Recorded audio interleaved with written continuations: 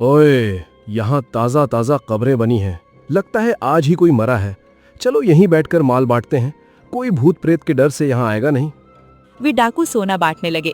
4 डाकुओं को सोने के सिक्के मिले, पर आखिरी डाकू के हिस्से में एक कीमती तलवार आई। ये क्या नाइंसाफी है। सबको पीला सोना मिला और मेरे हिस्से में ये लोहे का टुकड़ा। सरदार, मैं इस तलवार का क्या करूंगा? मुझे सोना चाहिए। मूर्ख, ये मामूली तलवार नहीं है। इसकी धार इतनी तेज है कि ये पत्थर को भी चीर दे। मुसीबत में ये तलवार ही तुम्हारी जान बचाएगी, सोना नहीं। नहीं, मुझे तो यकीन नहीं होता। ये तलवार बेकार है। यकीन नहीं होता? रुक, मैं भी सिद्ध करता हूँ। ये जो ताजा कब्रें हैं, इनमें जो मुर्दे पड़े हैं, मैं इसी तलवार से एक ही बार में इनकी छाती फाड़ कर दिखा सकता हूँ। तब तुझे इसकी ताकत का पता चलेगा। अंदर बैठे लल्लन और पप्पू ने जब छाती फाड़ने वाली बात सुनी तो उनकी रूह कांप गई। उन्होंने सोचा, इससे पहले कि ये डाकू हमें कबाब बनाए, हमें भूत ही बनना पड़ेगा। अचानक लल्लन और पप्पू कब्रों की मिट्टी फाड़कर जोर से चिल्लाते हुए बाहर निकलते हैं।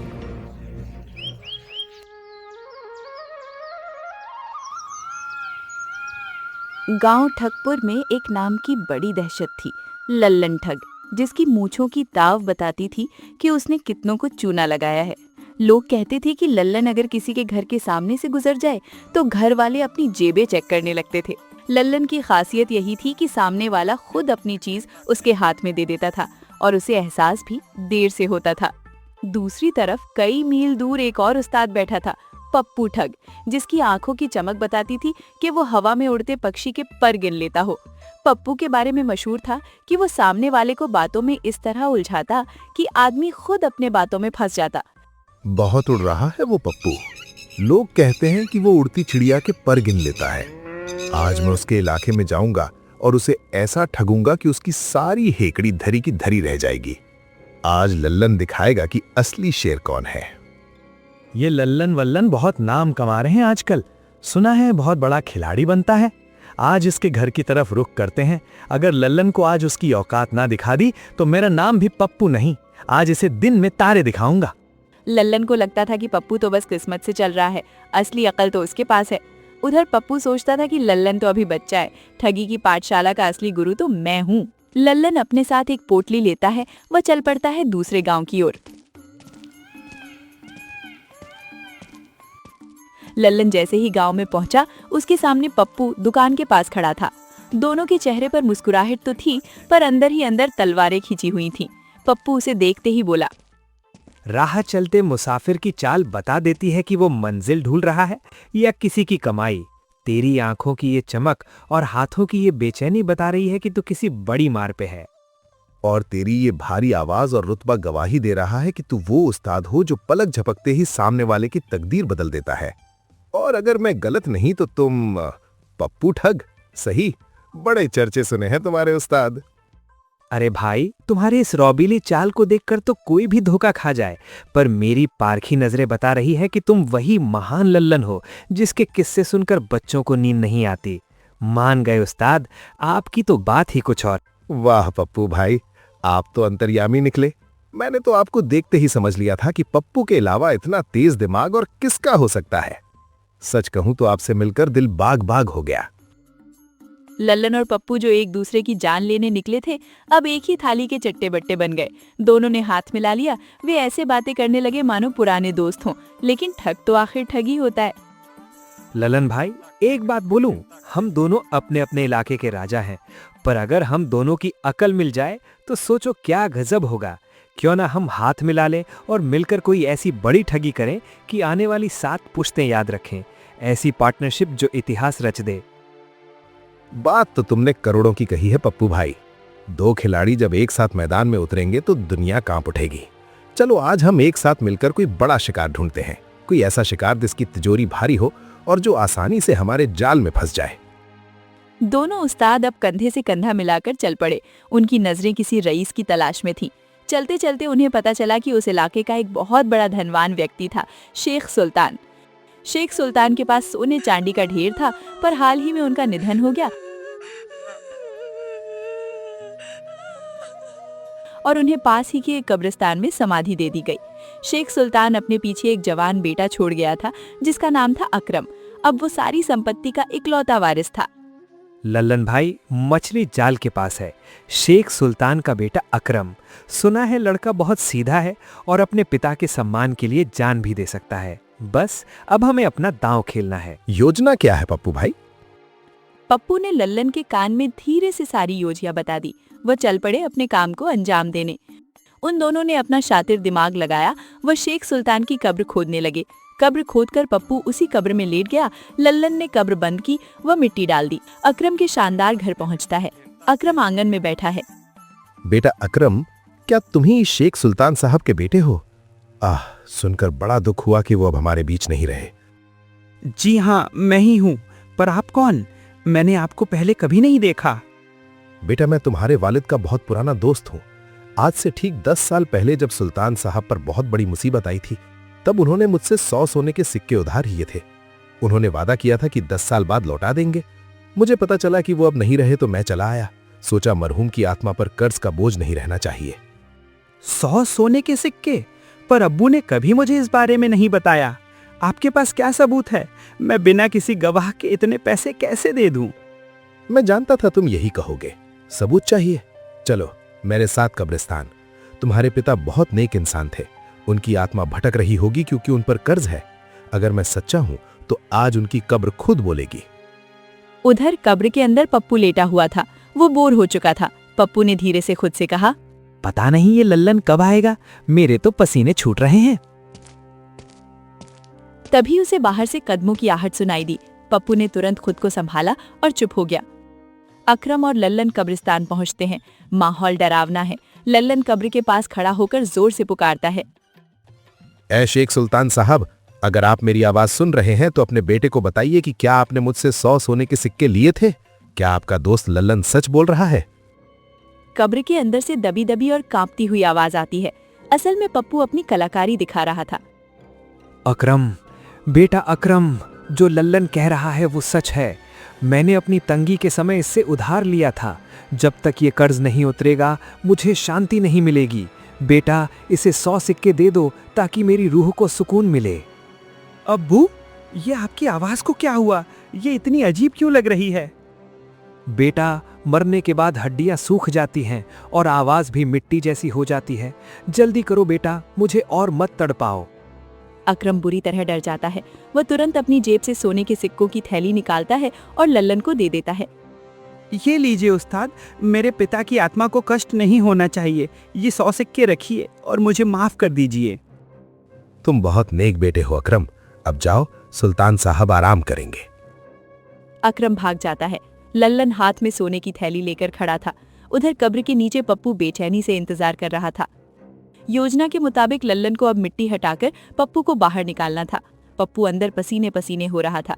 सांस फूल रही थी और मन ही मन सोच रहा था कि अभी लल्लन आएगा और हम दोनों 50-50 सिक्के बांट लेंगे। लल्लन सोने के सिक्कों को खनकाता है।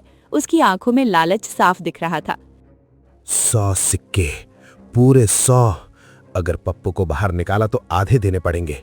पर मेरा क्या, ठग वही जो मौका ना चूके। आखिर साबित हो गया लल्लन कि तू तो पप्पू का भी बाप है। लल्लन का दिमाग घूम गया। उसने भावड़ा वहीं फेंका और दबे पांव बिना कोई आवाज किए सिक्कों की थैली लेकर अपने गांव की तरफ पैदल ही निकल भागा। पीछे कब्र में दबा पप्पू इंतजार करता रह गया। अरे, ये कब आएगा लल्लन? कहीं ये पकड़ा तो नहीं गया? लल्लन तो निकल गया सोने के सिक्के खनकाता हुआ। उधर बेचारा पप्पू, जो खुद को ठगी का उस्ताद समझता था, आज एक गड्ढे में दफन पड़ा था। वक्त बीतता गया। 1 घंटा, 2 घंटे, 4 घंटे। पप्पू अंदर ही अंदर पसीने से तरबतर हो रहा था। उसे समझ आ गया था कि लल्लन ने उसे चूना लगा दिया है। धिक्कार है मेरी अक्ल पर।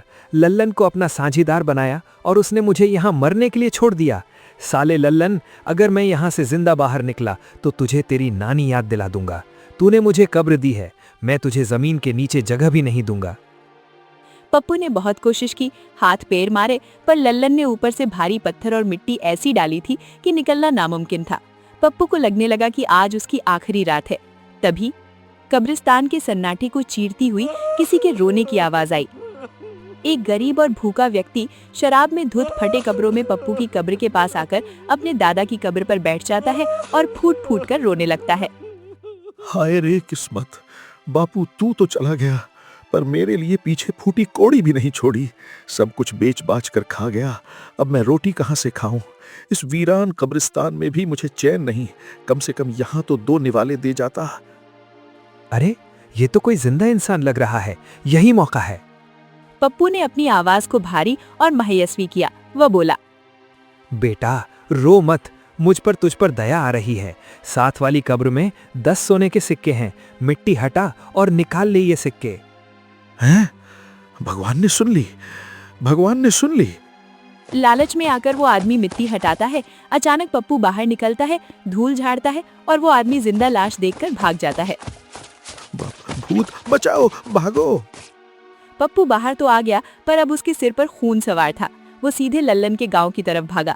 उसे पता था कि लल्लन उसे मरा हुआ समझकर बेफिक्र होगा, लेकिन लल्लन इतना कच्चा खिलाड़ी भी नहीं था। लल्लन को डर था कि पप्पू वापस आकर पक्का मुझे ढूंढेगा। लल्लन अपने घर पहुंचता है।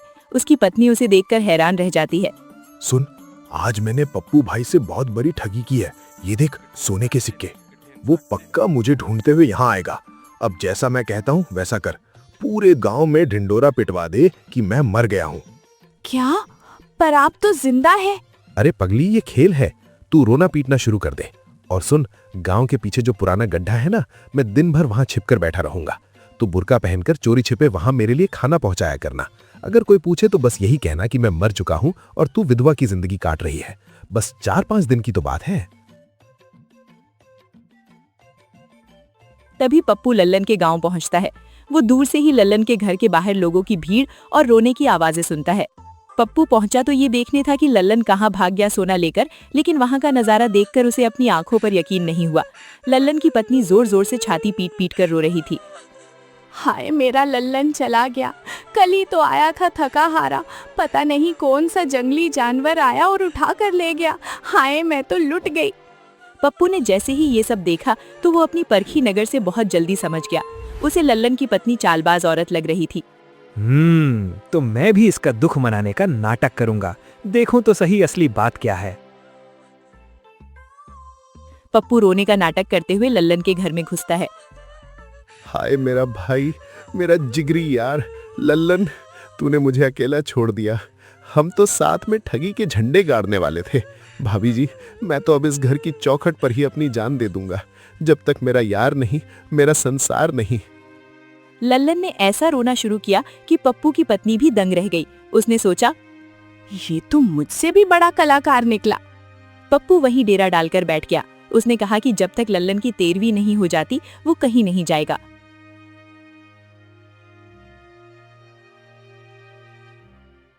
रात का समय।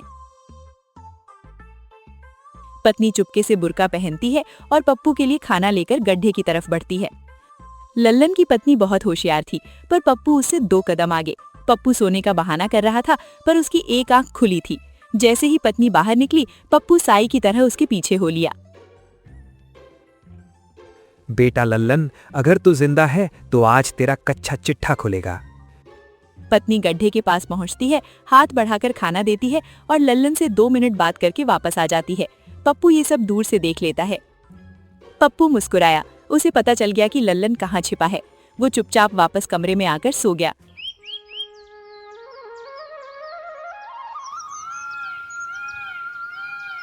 अगले दिन लल्लन की पत्नी को बाजार राशन लेने जाना पड़ा। जैसे ही वो घर से निकली, पप्पू तैयार था अपना काम करने के लिए।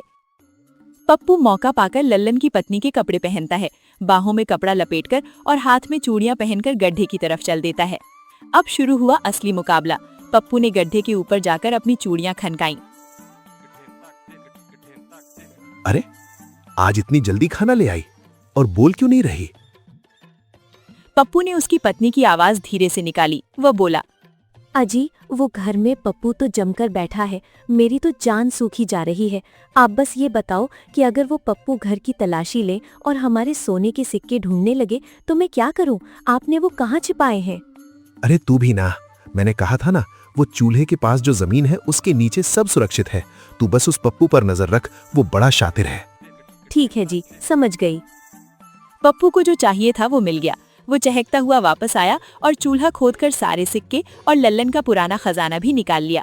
जब उसकी पत्नी वापस आई और गड्ढे के पास गई, तब लल्लन ने पूछा, अरे, तुम दोबारा क्यों आई हो? दोबारा? मैं तो अभी आई हूँ। सत्यानाश, वो पप्पू था। भाग पगली भाग, वो हमारा सब कुछ लूट कर ले गया। पप्पू तो खजाना लेकर उड़ चुका था, पर लल्लन भी हार मानने वालों में से नहीं था। अब पप्पू जानता था कि लल्लन कोई मामूली खिलाड़ी नहीं है, वो अपना बदला लेने जरूर आएगा। पप्पू ने सोचा क्यों ना ऐसी चाल चलूं कि लल्लन मुझे मरा हुआ समझकर वापस चला जाए। सुन हरियो भाग्यवान, लल्लन आता ही होगा। वो मुझे इस लकड़ी के ताबूत में बंद दिखेगा। तू बस बाहर रोने का नाटक कर। मैं इस संदूक में 2-4 घंटे लेटा रहूंगा। जब लल्लन मेरी लाश देखेगा तो उसे लगेगा कि उसका बदला पूरा हो गया और वो लौट जाएगा। पप्पू अपने साथ सोने के सिक्के लेकर संदूक में लेट गया। पत्नी बाहर आकर जमीन पर लोट लोट कर दहाड़े मारकर रोने लगी। तभी लल्लन भागता हुआ वहां पहुंचा। अरे, ये क्या नाटक है? कल तक तो ये बुर्का पहनकर मुझे लूट रहा था और आज इसके घर मातम छाया है। जरूर कोई गहरी चाल है। बेटा पप्पू, तू अगर शेर है तो मैं सवा शेर हूँ। लल्लन रोने का नाटक करते हुए अंदर आता है। हाय मेरा भाई, मेरा प्यारा पप्पू, तूने मुझे अकेला छोड़ दिया। भाभी जी, ये क्या हो गया? हाय। पप्पू अंदर लेटा लेटा सोच रहा था। अरे, ये लल्लन तो यहीं जम गया। चलो कोई बात नहीं, थोड़ी देर में चला जाएगा।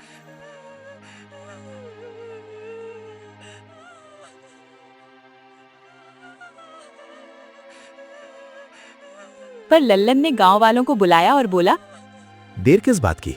चलो भाई को शमशान ले चलते हैं। अरे, ये लल्लन तो सच में दफनाने की बात कर रहा है। अगर इसे मिट्टी में दबा दिया तो मेरा पप्पू तो मर जाएगा। पर अगर मैंने शोर मचाया तो हमारी ठगी पकड़ी जाएगी। चलो दफनाने देती हूँ। जैसे ही भीड़ छटेगी मैं रात को चुपके से आकर इसे निकाल लूंगी।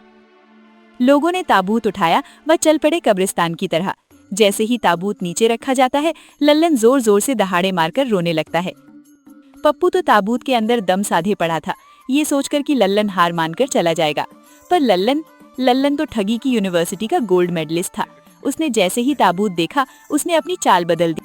कब्रिस्तान में भीड़ जमा थी, ताबूत रखा था। लल्लन अचानक पागलों की तरह रोने लगता है और ताबूत से लिपट जाता है। ओए पप्पू, ओए मेरे जुड़वा भाई, ये तूने क्या किया?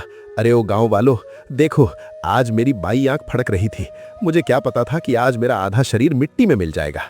अरे हम तो एक ही थाली में खाते थे, एक ही साथ लोगों को चूना लगाते थे। अब मैं अकेला किसे ठगूंगा? अरे लल्लन भाई, शांत हो जाओ। होनी को कौन टाल सकता है? कैसे शांत हो जाऊं? आप लोग नहीं जानते, हम दोनों भाई नहीं एक ही जान थे। जब पप्पू को चोट लगती थी तो दर्द मुझे होता था। आज पप्पू की सांसें रुकी है तो मेरा दम घुट रहा है। भाइयों, मुझे एक उपकार करने दो। मेरा भाई अकेला अंधेरे से डरता है, उसे कब्र में डर लगेगा। मुझे भी इसके बिल्कुल साथ ही कब्र में दफना दो। हम साथ आए थे, साथ ही जाएंगे। लल्लन ने ऐसी एक्टिंग की कि पत्थर दिल इंसान भी रो पड़े। पप्पू ताबूत के अंदर ये सब सुनकर पसीने पसीने हो गया। उसने सोचा, अरे ये क्या कह रहा है? ये तो मुझे सच में दफन करवाने पर तुला है और खुद भी कब्र में जा रहा है। कब्रिस्तान में 2 गड्ढे तैयार थे। लल्लन जबरदस्ती ताबूत के अंदर घुस जाता है। गांव वालों ने आंखों में आंसू लिए दोनों ताबूतों का ढक्कन बंद किया और मिट्टी डालनी शुरू कर दी।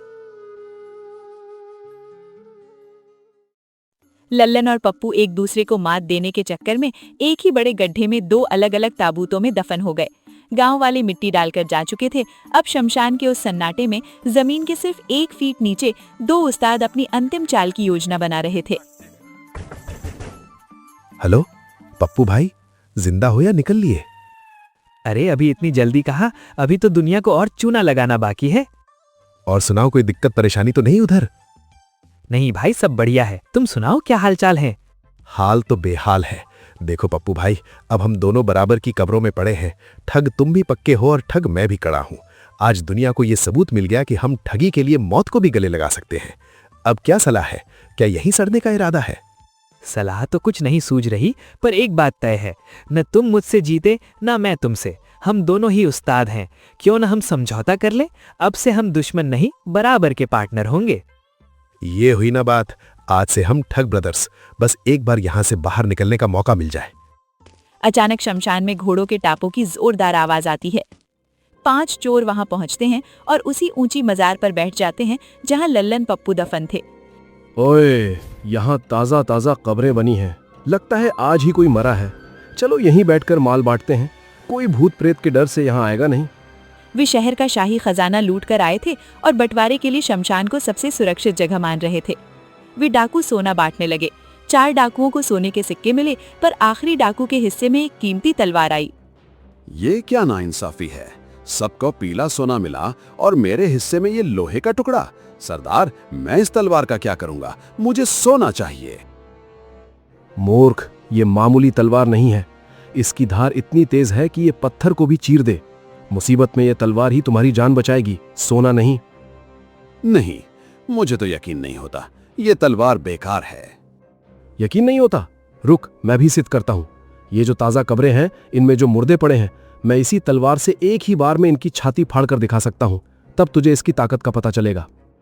अंदर बैठे लल्लन और पप्पू ने जब छाती फाड़ने वाली बात सुनी तो उनकी रूह कांप गई। उन्होंने सोचा, इससे पहले कि ये डाकू हमें कबाब बनाए, हमें भूत ही बनना पड़ेगा। अचानक लल्लन और पप्पू कब्रों की मिट्टी फाड़कर जोर से चिल्लाते हुए बाहर निकलते हैं। 5 के 5 डाकू अपना सोना, अपनी कीमती तलवार और अपनी चप्पलें तक वहीं छोड़कर जान बचाकर ऐसे भागे कि हवा से बातें करने लगे।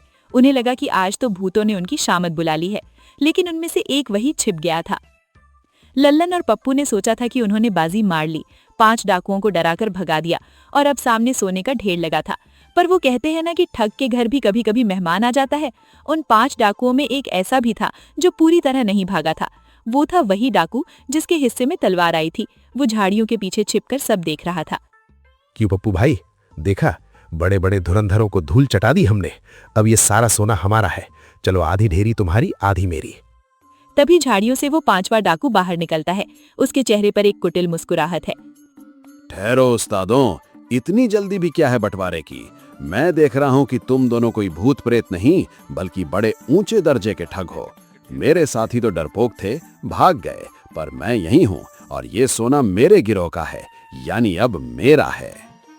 लल्लन और पप्पू ने एक दूसरे को देखा। उनके मन में एक ही बात आई कि हमने दुनिया को मूर्ख बनाया तो ये मामूली डाकू क्या चीज है, इसे भी अपनी बातों के जाल में फंसाते हैं। अरे भाई, तुम तो बड़े बहादुर निकले। चलो, अगर ऐसी बात है तो हम ये सोना 3 हिस्सों में बांटेंगे। आखिर तुम भी तो हकदार हो। और देखो भाई, ये कीमती तलवार भी तो है। अब 3 ढेरियां लगेंगी और एक हिस्से में ये जादुई तलवार आएगी। अक्कड़ बक्कड़ बम्बे बो, 80-90 पूरे 100। लल्लन और पप्पू ने बड़ी चालाकी से सोने की 2 बड़ी ढेरियां अपने लिए कर ली और तीसरी ढेरी में थोड़े से सिक्के रखकर उसके ऊपर वो तलवार रख दी। देखो भाई, तुम्हारी किस्मत में फिर से वही तलवार आई है। इसे ले लो और खुश रहो। ये क्या, तुम दोनों के पास सोने की बड़ी ढेरियां और मेरे पास सिर्फ ये लोहा? ये तो धोखा है। अरे भाई, तुम समझ नहीं रहे। तुम्हारे सरदार ने सही कहा था। ये कोई मामूली तलवार नहीं है, ये तुम्हारी जान बचा सकती है। इससे तुम हजारों चोरियां और ठगी कर सकते हो। ये सोने से भी कीमती है। ले लो, बहुत काम आएगी। डाकू थोड़ी देर चुप रहा, फिर उसने धीरे से तलवार उठा ली। लल्लन और पप्पू मन ही मन हंस रहे थे कि क्या बेवकूफ बनाया है इसे। अचानक माहौल बदल जाता है। डाकू तलवार पकड़ता है और बिजली की फुर्ती से पप्पू की गर्दन पर टिका देता है। बिल्कुल सही कहा था तुमने छोटे, ये तलवार तो वाकई बहुत काम की चीज है। तुमने अभी अभी सिखाया कि इससे चोरी और ठगी की जा सकती है। तो चलो, अब अपनी अपनी सोने की ढेरियां चुपचाप मेरे झोले में डाल दो, वरना इस तलवार की धार तुम्हारी गर्दन पर आजमाऊंगा। लल्लन और पप्पू के चेहरे का रंग उड़ गया। उनके हाथ पैर कांपने लगे। अरे अरे भाई, ये तुम क्या कर रहे हो? तुम्हारी किस्मत ही ऐसी है। लेकिन आज किस्मत बदल गई। तुमने ही तो कहा था कि ये तलवार सोने से कीमती है। आज मुझे इसकी कीमत समझ आ गई। चलो, सारा सोना इधर करो। पहली बार लल्लन और पप्पू को अपने बराबर की टक्कर का कोई मिला था। जिस जाल को उन्होंने डाकू के लिए बिछाया था, उसी में वे खुद फंस गए। डाकू ने उनका सारा सोना लिया, घोड़े पर सवार हुआ और धूल उड़ाता हुआ फरार हो गया। शमशान में अब सिर्फ लल्लन और पप्पू खाली हाथ बैठे थे और अपनी किस्मत कोस रहे थे। लल्लन भाई, पहली बार किसी ने हमें चूना लगा दिया। आखिर हमसे गलती कहाँ हुई? गलती ये हुई पप्पू भाई कि हमने अपनी ही ठगी के हथियार को कमजोर समझ लिया। हमने उसे तलवार की ताकत बताई और उसने हमें उसी ताकत का ट्रेलर दिखा दिया। सच कहा है किसी ने, अति चतुराई फांसे की जड़। हमें लगा हमने उसको बेवकूफ बना दिया, लेकिन ये तो अपना भी उस्ताद निकला। चलो, कम से कम जान तो बची। लेकिन पप्पू, वो गया कहाँ होगा? क्या हम उसे ढूंढ नहीं सकते?